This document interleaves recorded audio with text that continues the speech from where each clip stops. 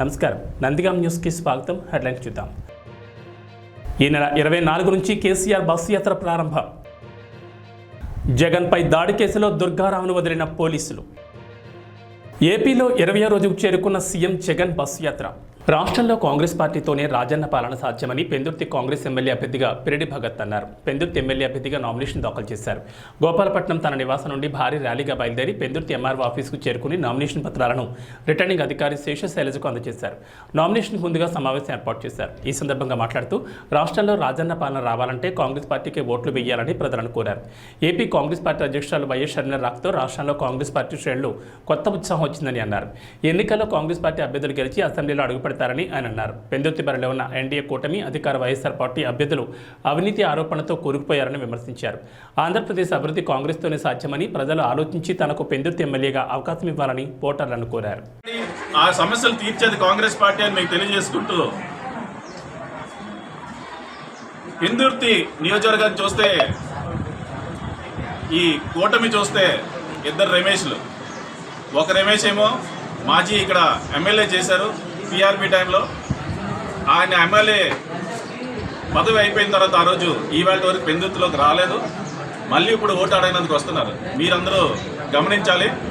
అలాగే ఆంధ్ర విజయ్ మాల్యా అటువంటి సీఎం రమేష్ గారు, ఇంకో రమేష్ గారు, ఆయన ఎన్నికలకి వస్తారు, మళ్ళీ మనకు కనిపించరు.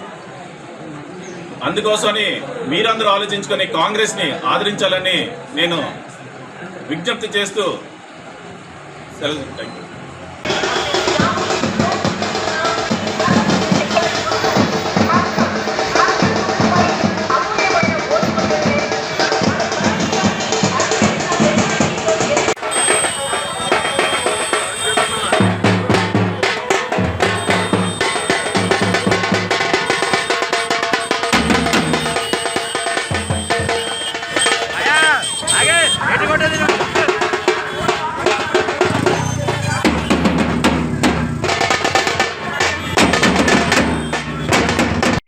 ఆ సమస్యలు తీర్చేది కాంగ్రెస్ పార్టీ అని మీకు తెలియజేసుకుంటూ,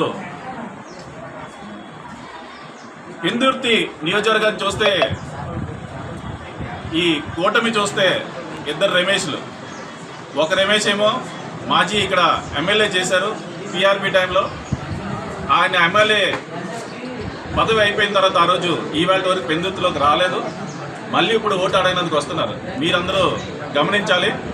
అలాగే ఆంధ్ర విజయ్ మాల్యా అటువంటి సీఎం రమేష్ గారు, ఇంకో రమేష్ గారు, ఆయన ఎన్నికలకి వస్తారు, మళ్ళీ మనకు కనిపించరు. అందుకోసమని మీరందరూ ఆలోచించుకొని కాంగ్రెస్ని ఆదరించాలని నేను విజ్ఞప్తి చేస్తూ సెలవు. Thank you. నంద్యాల జిల్లా డోన్ పట్టణంలోని వైఎస్ఆర్సీపీ కార్యాలయంలో మంత్రి బొగ్గన సమావేశం నిర్వహించారు. ఈ సందర్భంగా మాట్లాడుతూ డోన్ నియోజకవర్గం టీడీపీ అభ్యర్థి కోట్ల ప్రెస్ కాన్ఫరెన్స్ పెట్టి ఎక్కడో ఏమో యాక్సిడెంట్ జరిగితే అది నాకు సంబంధించిన కారని ఆరోపణ చేయడం ఎంతవరకు న్యాయమన్నారు. రాజకీయ అనుభవం ఉన్న వాళ్ళు ఏమైనా మాట్లాడేటప్పుడు ఏం జరిగిందని నిజానిజాలు తెలుసుకుని మాట్లాడాలని మంత్రి బొగ్గన ప్రశ్నించారు. ఈ కార్యక్రమంలో నాయకులు పాల్గొన్నారు. డోన్ తెలుగుదేశం ఎమ్మెల్యే అభ్యర్థి కోట్ల సూర్యప్రకాష్ రెడ్డి గారు ఒక ప్రెస్ కాన్ఫరెన్స్ పెట్టి ఏదో ఎక్కడో యాక్సిడెంట్ జరిగిందని, ఆ యాక్సిడెంట్ నాకు సంబంధం అని, ఏదో మా పని మనుషులు పూర్వమని అన్నారని, ఎవరో సూసైడ్ చేసుకున్నారని. ప్రకాష్ రెడ్డి గారు, మీరు సీనియర్ కదండి, మీరు సీనియర్, దాదాపు 75 ఏళ్ళు దగ్గర. మీరు ఏదన్నా కానీ ఒక రిపోర్ట్ మీ నోటీస్కి వచ్చినప్పుడు మీరు దాన్ని జాగ్రత్తగా స్టడీ చేసి నిజాలేమని చెప్పి కనుక్కొని మాట్లాడాలి. కానీ ఏది కనుక్కోకుండా ఎక్కడో ఏమో పేపర్లో ఎవరో ఏదో రాసినారని చెప్పి పేపర్ క్లిప్పింగ్ చూసుకొని ప్రెస్ కాన్ఫరెన్స్ అడ్రస్ ఇస్తే, నిజం చెప్పాలంటే అనుభవం ఉన్న రాజకీయ నాయకులు, అంటే ఎస్పెషల్లీ మంత్రి పదవులు అట్లా చేసిన వాళ్ళు ఎప్పుడు కూడా ప్రెస్ కాన్ఫరెన్స్ పెట్టే ముందర 1-2 సార్లు ఫ్యాక్ట్స్ కనుక్కుంటారు.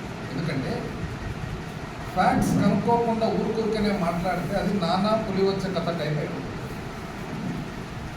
మనం ఒక బాధ్యత గల పోస్టులో ఉన్నప్పుడు ఎప్పుడైనా కానీ మనం ఏం మాట్లాడినా కూడా దాని వెనకాల నిజాలేమి అనేది ఖచ్చితంగా మనకు ఎవరో చెప్పి మనం ఏదో చెప్పిన మాటలు విని మనం మాట్లాడేది చాలా పొరపాటు. ఒకసారి పబ్లిక్ మనం మాట్లాడే దాని మీద నమ్మకం కోల్పోతే మళ్ళా రాదు.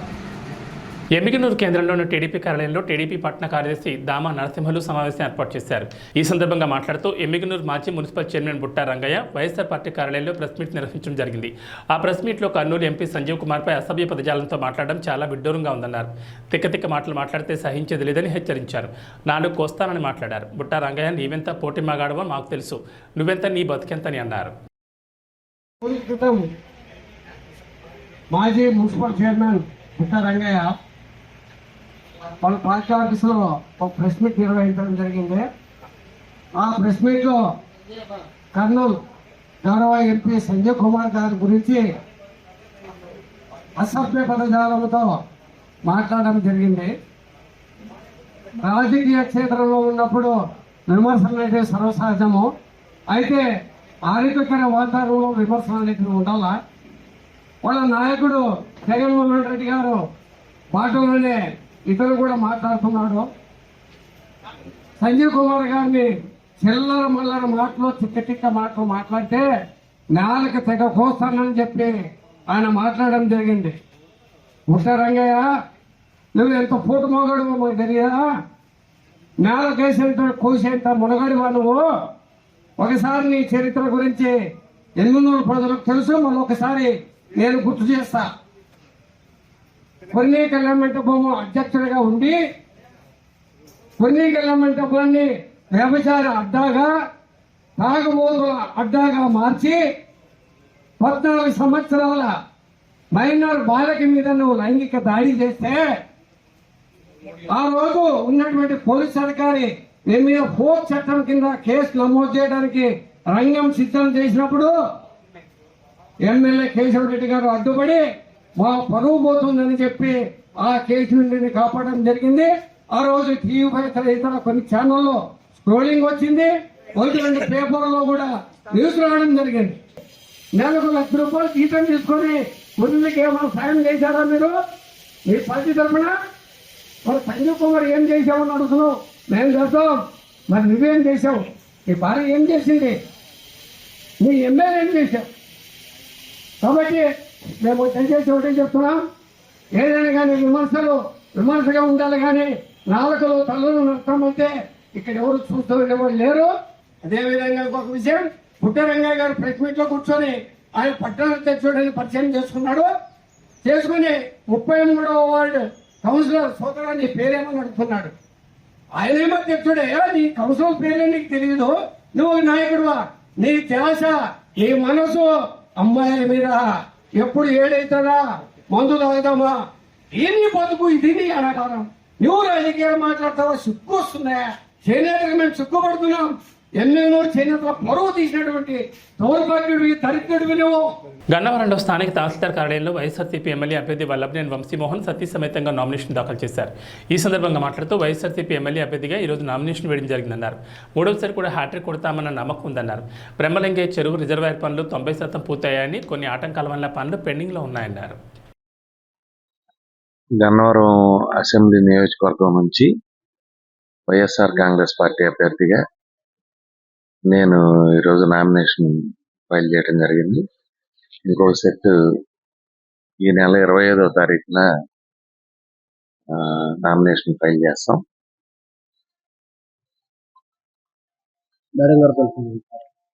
అంటే డమ్మీ అభ్యర్థిగా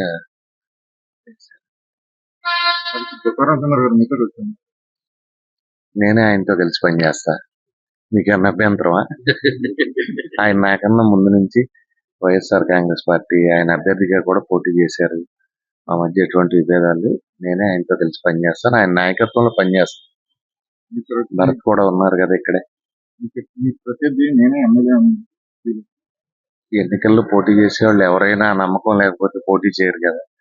ప్రతి నియోజకవర్గం నుంచి 10 మంది, 20 మంది, 50 మంది పోటీ చేస్తారు. పోటీ చేసే ప్రతి ఒక్కళ్ళు కూడా మేము గెలుస్తాం అనుకుంటారు, లేకపోతే అందరూ పోటీ చేయరు కదా. వాళ్ళే కదా. దొంగ పట్టాలు వేస్తున్నారు, అది తీసుకోవద్దని ఎక్కడ జరగలేదు. ఇదంతా కూడా పచ్చ మీడియాను వీళ్ళ గొడవ. ఎట్లా ఉంటుందంటే బ్రహ్మలింగం చెరువుకి రిజర్వాయర్ కింద శాంక్షన్ చేయించి నేను డబ్బులు శాంక్షన్ చేయించి 90% పని అయిపోయింది. వీరపనేనిగూడెం స్థానికులు ఎవరో దాని మీద కోర్టుకు వెళ్ళడం మూలాన కొంతకాలం ఆగింది. అంతే తప్పితే రిజర్వాయర్ పనులు కానీ 90% అయిపోయింది. ఇప్పుడు కొత్తగా వచ్చిన వాళ్ళు ఏం చెబుతారు, ఆ చెరువు తెలియదు, రిజర్వాయర్ తెలియదు, దానికి ఎవరు డబ్బులు శాంక్షన్ చేయించారో తెలియదు, మేము చేపిస్తామని చెబుతారు కొత్తగా. అంటే ఇదివరకట్లో కొంతమంది ఉండేవాళ్ళు, రేపు ఎల్లుండో ప్రభుత్వం ఒక పని చేస్తుందంటే ముందు రోజు ధర్నాకు కూర్చునేవాళ్ళు కొంతమంది, కొన్ని పార్టీల వాళ్ళు. అట్లా ఈ మధ్య కొంతమంది ఏంటంటే అయిపోయే పని మేము చేస్తామని చెబుతారు. మేము చేసిన పనిని ఫైనల్ స్టేజ్లో ఉండగా మేము చేస్తామని చెబుతారు. ఇదివరకట్లో లాగే ఇళ్ల పట్టాలు ఎంఆర్ఓ గారులు కానీ లేకపోతే స్థానికంగానే ఇచ్చేవి కాదు. అవన్నీ కూడా సెంట్రల్ సర్వర్లో state government Jaganmohan Reddy garu photo పెట్టి రాష్ట్ర ప్రభుత్వం అధికారికంగా ఇస్తా ఉంది. ఇదివరకులాగా ఇచ్చినటువంటి ఫిజికల్ పొజిషన్ సర్టిఫికేట్లు కానీ పట్టాలు కానీ కాదు. అవన్నీ కూడా సెంట్రల్ సర్వర్లో ఉండి వాటికి ఆధార్ నంబరు, కేఆర్ఐ నంబరు, అట్లాగే లేఅవుట్ నంబరు అన్నీ కూడా ఎంటర్ చేసి వచ్చేవి. కాబట్టి అట్లా జరగటానికి అసలు ప్రసక్తి లేదు. గన్నవరం బాపులపాడు మండలాల్లో 12,600 ఇళ్ల పట్టాలు అంటే అర్హులైన వాళ్ళందరికీ కూడా రెడీగా ఉన్నాయి. ఎలక్షన్ కోడ్ రావటం మూలాన వాళ్ళు ఇవ్వలేకపోయారు. అధికారుల దగ్గర ఉన్నాయి, ఎన్నికల తర్వాత వాళ్ళు ఇస్తారు. సిద్దిపేట జిల్లా గజ్వేల్ మున్సిపల్ పరిధిలోని ఫంక్షన్ హాల్ ఏర్పాటు చేసిన బీఆర్ఎస్ పార్టీ ముఖ్య కార్యకర్తల సమావేశంలో మాజీ మంత్రి హరీష్ రావు, మెదక్ పార్లమెంట్ అభ్యర్థి వెంకట్రామరెడ్డి, ఎమ్మెల్సీ యాదవ్ రెడ్డి, మాజీ ఎఫ్టీసీ చైర్మన్ వంటేటి ప్రతాప్ రెడ్డి, మాజీ మార్కెట్ కమిటీ చైర్మన్ మాదా శ్రీనివాస్ పాల్గొన్నారు. ఈ సందర్భంగా మాజీ మంత్రి హరీష్ రావు మాట్లాడుతూ రాష్ట్ర ముఖ్యమంత్రి మెదక్లో మరోసారి మూర్ఖత్వాన్ని చాటుకున్నారన్నారు. ఎన్నికల్లో ఇచ్చిన హామీలను నిలదీస్తే ప్రశ్నలకు సమాధానం చెప్పలేక అసహనంతో మాట్లాడుతున్నారని అన్నారు. ఇప్పుడేమో గజ్వేల్ అభివృద్ధి ఇందిరాగాంధీ హయాంలో అయిందని అంటున్నారు. గజ్వేల్కు సిద్దిపేటకు రైలు తెచ్చింది కేసీఆర్, 3 యూనివర్సిటీలు తెచ్చింది కేసీఆర్. ఉద్దేశపూర్వకంగానే మాపై నిందలు వేస్తున్నారని అన్నారు. ఆ పాత రాతి యుగం మాటలు బంద్ చేసి కళ్ళు పెద్దవి చేసుకొని చూడు రేవంత్ రెడ్డి. మెదక్లో ఏం అభివృద్ధి జరిగిందో నీకు కనబడుతుంది. కాంగ్రెస్ ప్రభుత్వాలు మెదక్ను జిల్లా కేంద్రం చేయాలని కోరితే మీరు పట్టించుకోలేదు. కానీ కేసీఆర్ మెదక్ను జిల్లా చేసిండు. అద్భుతమైన కలెక్టరేట్ భవనం కట్టిండు, అద్భుతమైన ఎస్పీ బిల్డింగ్ కట్టిండు, జిల్లా కార్యాలయాలు కట్టిండు. నువ్వు వచ్చి ఇప్పుడు ఉన్న జిల్లా తీసేస్తా అంటున్నావు. జిల్లాలు ఎక్కువైనాయి, జిల్లాలు తీసేస్తా అంటున్నావు. అంటే మెదక్ జిల్లాను తీసేయడం కోసం నీకు మెదక్ ప్రజలు ఈ పార్లమెంట్ ఎన్నికల్లో నీకు ఓటేయాలా? గత ప్రభుత్వాలు సింగూరు జలాలు హైదరాబాద్కి అప్పచెప్పి మెదక్ జిల్లా ప్రజల నోరు కొట్టింది. కానీ కేసీఆర్ గోదావరి జలాలను, కృష్ణా జలాలను హైదరాబాద్కి ఇచ్చి సింగూరు జలాలను మెదక్ నిజామాబాద్ జిల్లా కాకపోతే నీ ఐహెచ్ చేసిండా? ఎవరు చేసిండు? సింగూరు జలాలు మెదక్ జిల్లాకే దక్కాలనే దశాబ్దాల కలను నిజం చేసింది ఎవరు? కేసీఆర్ కాకపోతే. నీకు రాహుల్ గాంధీ భాయ్ అయిపోయిండు, మోడీ గారు బడే భాయ్ అయిపోయిండు. రాహుల్ గాంధీ ఏమో అదాని మంచోడు కాదంటాడు, నువ్వేమో అదాని ముద్దొస్తుందంటావు. అర్థమైతలేదా? ఇప్పుడు ఎవరితో దోస్తానే చేస్తున్నారు? వాస్తవాలు మాట్లాడు. అసెంబ్లీ ఎన్నికల ముందంటే రేవంత్ రెడ్డి పిట్టల దొరలో మాట్లాడితే అప్పుడు పాపం ప్రజలు కొంతవరకు నమ్మిండ్రు. కానీ ఒక్కసారి మోసం చేయగలుగుతావు రేవంత్ రెడ్డి గారు, నువ్వు ప్రతిసారి మోసం చేయలేవు. ప్రజలను ఒక్కసారి అంటే మోసం చేయగలుగుతావు కావచ్చు. ఏదని బాండ్ పేపర్లు వంచి 9వ తారీఖు నాడు 2 లక్షల రుణమాఫీ. నిడదవోలు మండలం విఘ్నేశ్వరం, గోపారం గ్రామాల్లో ఎన్నికల ప్రచారాన్ని నిడదవోలు నియోజకవర్గ శాసనసభ్యులు శ్రీనివాస్ నాయుడు ప్రారంభించారు. ఈ సందర్భంగా మాట్లాడుతూ దేశంలోని ఏ రాష్ట్ర ముఖ్యమంత్రి చేయనంత అభివృద్ధి సంక్షేమ పథకాలను అందిస్తోంది వైఎస్ జగన్మోహన్ రెడ్డి ఒక్కరేని తెలిపారు. కుల మత రాజకీయాలకు అతీతంగా లంచాలకు తావు లేకుండా పేదలకు అందిస్తున్న సంక్షేమ పథకాలు, చేసిన అభివృద్ధి పనులే వైఎస్ఆర్సీపీ పార్టీకి ఘన విజయాన్ని అందిస్తాయన్నారు. 2 ఓట్లు ఫ్యాన్ గుర్తుకే వేయాలని ఓటర్లను అభ్యర్థించారు.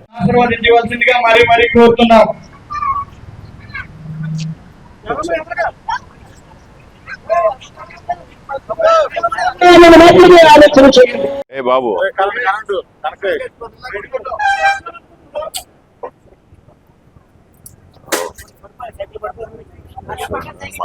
Thank you.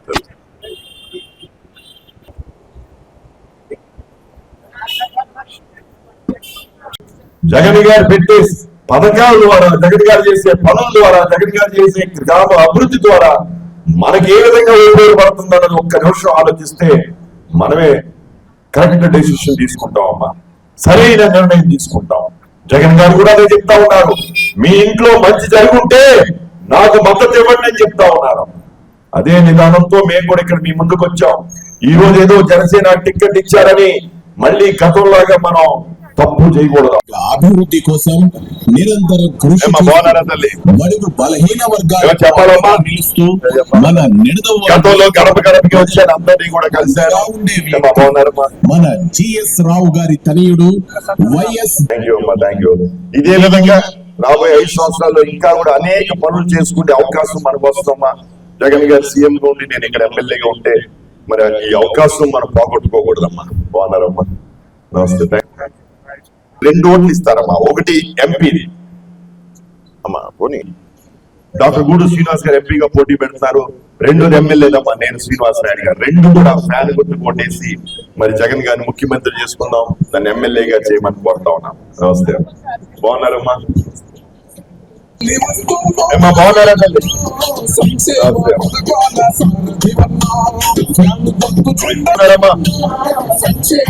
బాగున్నారా తల్లి? ఆచంట నియోజకవర్గం దొంగరావుపాలెం గ్రామంలో శెట్టిబలిజ కులస్తుల ఆత్మీయ సమావేశం జరిగింది.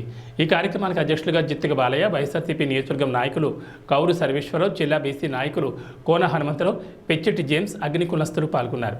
ఈ కార్యక్రమానికి ముఖ్య అతిథిగా చింతపల్లి గురుప్రసాద్, బీసీ కులాల జేఏసీ రాష్ట్ర వర్కింగ్ ప్రెసిడెంట్ హాజరయ్యారు. జై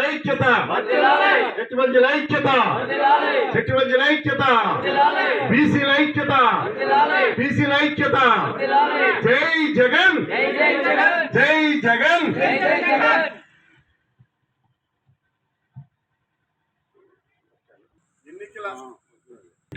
ఎన్నికల జాతర దగ్గరికి వచ్చింది. మరి ఈ జాతర మనం అందరం చూస్తూనే ఉన్నాం. గతంలో చెట్టుబల్జీ కులస్తులకి, గౌడాస్కి కానీ తోటి బీసీలకు కానీ పదవులు ఇచ్చిన వాళ్ళు లేరు. ఆర్థికంగా, రాజకీయంగా, సామాజికంగా ఈ జాతులకి మేలు చేసిన నాయకుడు ఎవరు లేరు. కానీ మరి అప్పట్లో మన కుల పెద్దలు, ఈస్ట్ వెస్ట్, అలాగే బాంబేలో ఉన్న పెద్దలు, విశాఖపట్నంలో ఉన్న పెద్దలు, చెన్నైలో ఉన్న కులస్తులందరూ బస్సుల మీద వచ్చి రాజమండ్రి, తణుకు, తాడేపల్లిగూడెంలో భారీ ఎత్తున శెట్టిబల్జీ మహానాడు పెట్టడం జరిగింది. కానీ అప్పట్లో మన నాయకులు డిమాండ్ చేసేవాడు, మాకు 2 ఎంపీ సీట్లు ఇవ్వండి, 5 ఎమ్మెల్యే సీట్లు ఇవ్వండి అని డిమాండ్ చేసేవారు నాయకులు. కానీ ఆదుకున్న నాయకులు లేడు, ఇచ్చినోడు నాయకుడు. అందుకోసం ఈ గుర్తింపుల్లో మనం ఇవాళ ఎవరి పక్షాన ఉండాలి? జగన్మోహన్ రెడ్డి పక్షాన ఉండాలి. తెలుగుదేశం పార్టీ జాతీయ అధ్యక్షుడు నారా చంద్రబాబు నాయుడు పుట్టినరోజు సందర్భంగా వేలువెన్ని గ్రామంలో మొగ సెంటర్ నందు పుట్టినరోజు వేడుకలు ఘనంగా జరిపారు. అనంతరం కేక్ కట్ చేశారు. ఈ కార్యక్రమంలో నాయకులు, కార్యకర్తలు పాల్గొన్నారు.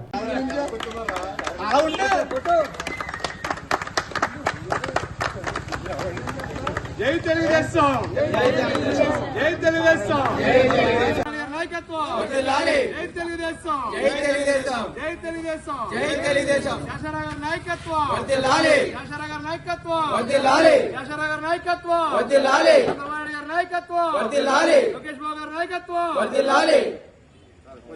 అనంతపురం జిల్లా బుక్కరాయ సముద్రం మండలం వడియంపేట గ్రామానందు గల 85 వరల్డ్ స్కూల్కు ప్రభుత్వం నుండి అనుమతులు మంజూరు చేశారని స్కూల్ చైర్పర్సన్ సిహెచ్ కామేశ్వర్ తెలిపారు.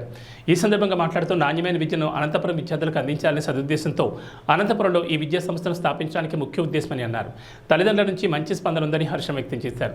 కానీ కొంతమంది 85 వరల్డ్ స్కూల్ను అనంతపురంలో కాకుండా అడ్డుకోవడానికి ఎన్నో విశ్వప్రయత్నాలు చేశారని, కానీ న్యాయం, ధర్మం ఎప్పుడు విజయం సాధిస్తుందని అన్నదానికి నిదర్శనంగా అధికారులు నిబంధనలకు లోబడి అనుమతులు మంజూరు చేశారని అన్నారు. నా పేరు Kameshwari, 85 world school chairperson. I'm very happy to see all of you here and for your presence also. Thankful to come here and I have worked in Anantapur 10 years back in corporate school as a principal, and I have seen among the parents that they want to provide for their children quality education, and that is not getting from the schools. So 85 world school అనేదాన్ని 85 world school ఇప్పుడు ఒక ప్రత్యేకత ఉంది. Almost all ఇండియాలో 42 సిటీస్లో 90+ schools 36,000 మంది విద్యార్థులతో నడుస్తుంది. దానికి ఒక ప్రత్యేకమైన బ్రాండ్ ఉంది.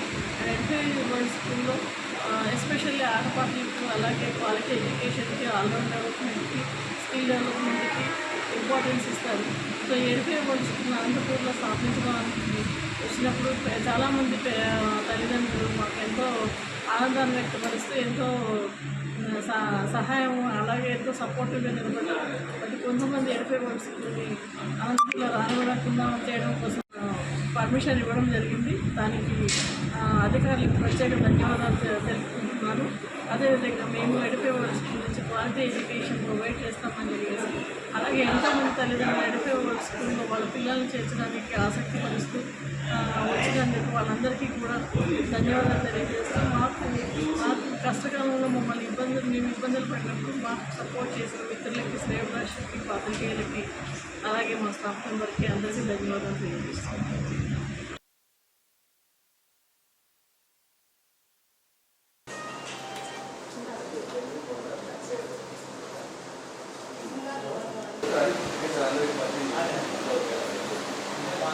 పాత్రికేయ మిత్రులందరికీ అభినందనలు. I'm very happy to see you all for your presence here and also thank you very much